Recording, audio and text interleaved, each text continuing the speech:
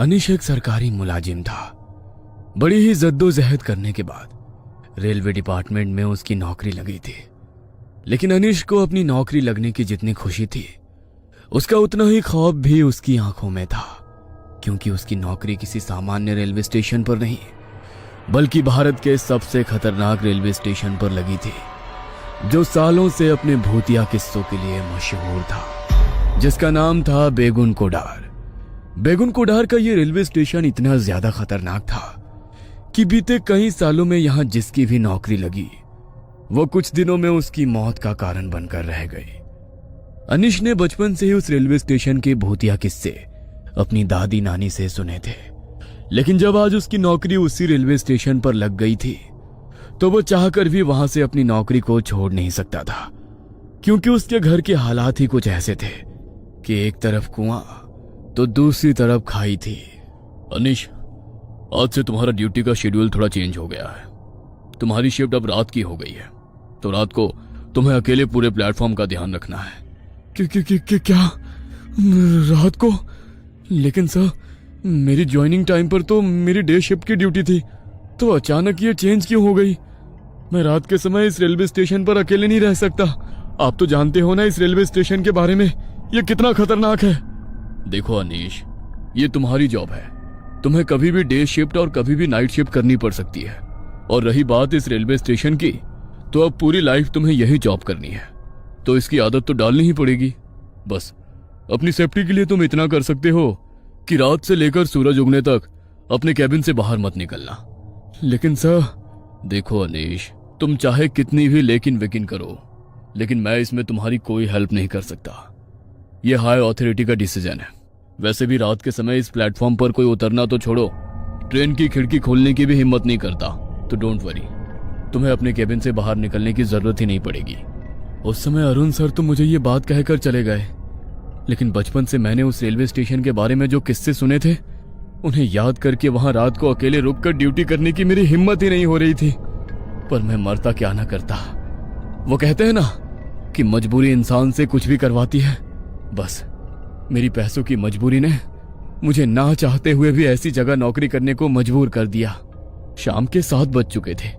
रात के 10 बजे से मेरी शिफ्ट शुरू होने वाली थी, तो मैं तैयार होकर अपने क्वार्टर से घड़ी में ठीक 9:30 बजते ही निकल गया। वहां से रेलवे स्टेशन ज्यादा दूर नहीं था, तो मैं 10 बजने से थोड़ी देर पहले ही स्टेशन पर पहुंच गया। जब मैं कैबिन में पहुंचा तो डे शिफ्ट वाले जुगराल सर वहां से निकलने की तैयारी कर रहे थे। उन्होंने अपना बैग उठाया और मेरा कंधा थपथपाकर वहां से चले गए।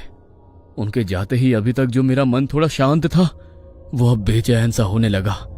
मेरे मन में एक अजीब सी बेचैनी हो रही थी, लेकिन मैंने खुद का ध्यान भटकाने के लिए अपने फोन में गाने चलाकर फोन को सामने वाली टेबल पर रख दिया। अपनी आंखें बंद करके कुर्सी पर सर रखकर लेट गया।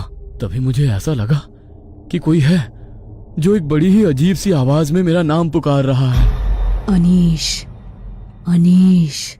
जैसे ही मेरे कानों में वो आवाज पड़ी, तो अचानक मैंने अपनी आंखें खोली।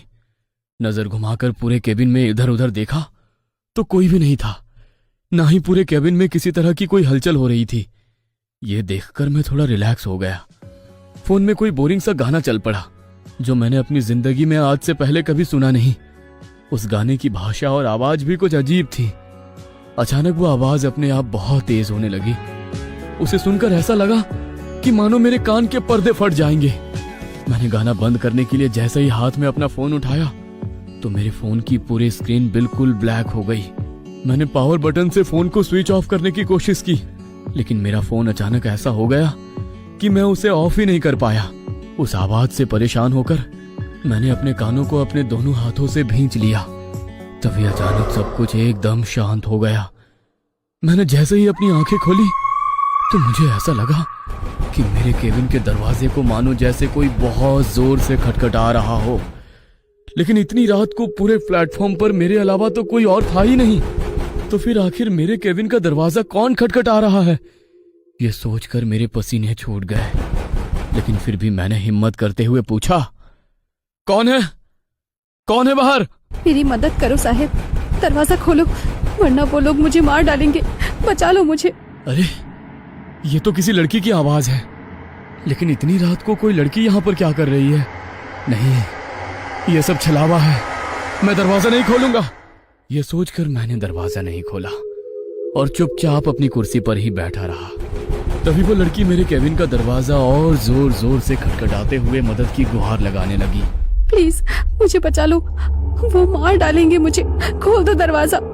उसकी इतनी तेज रोने की आवाज सुनकर मुझे ऐसा लगा कि सचमुच कोई लड़की मुसीबत में है।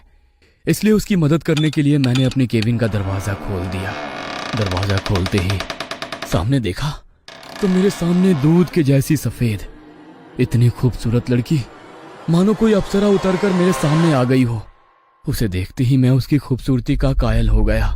मेरे दिल दिमाग पर जैसे उसकी खूबसूरती का सम्मोहन छा गया। वो मुझसे रोते हुए क्या कह रही थी, मैं ये समझने की सुध भी खो बैठा।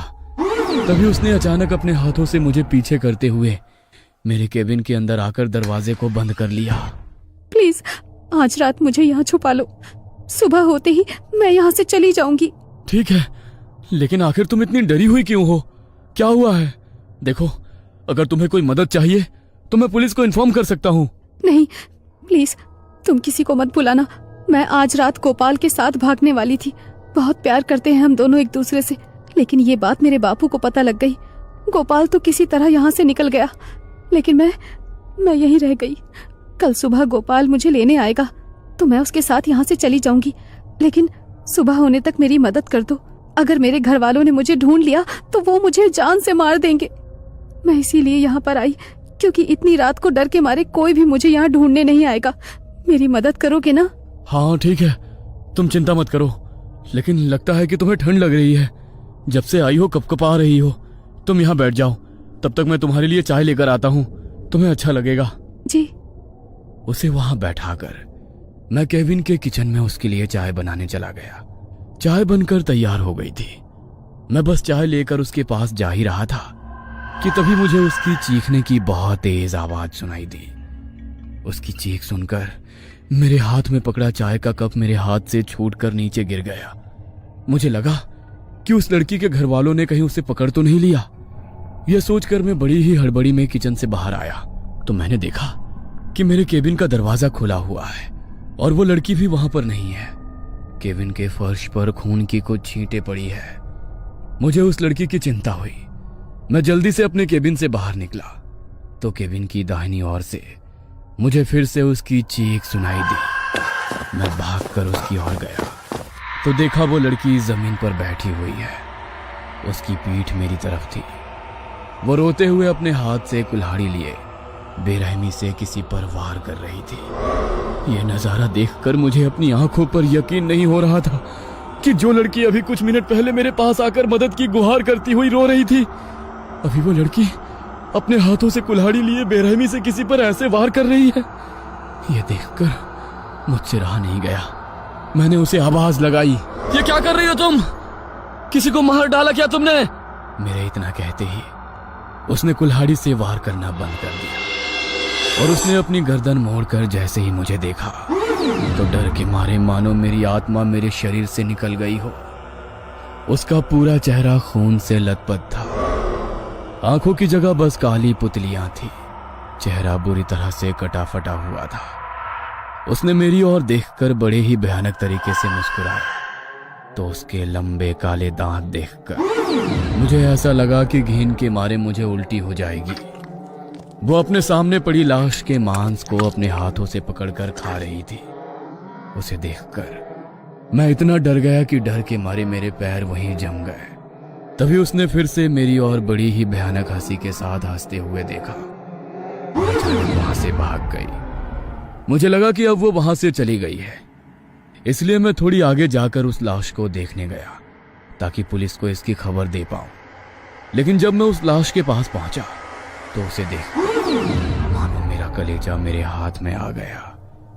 वो नजारा देखकर मैं इतना डर गया कि डर के मारे मैं वहीं पर बेहोश होकर गिर पड़ा।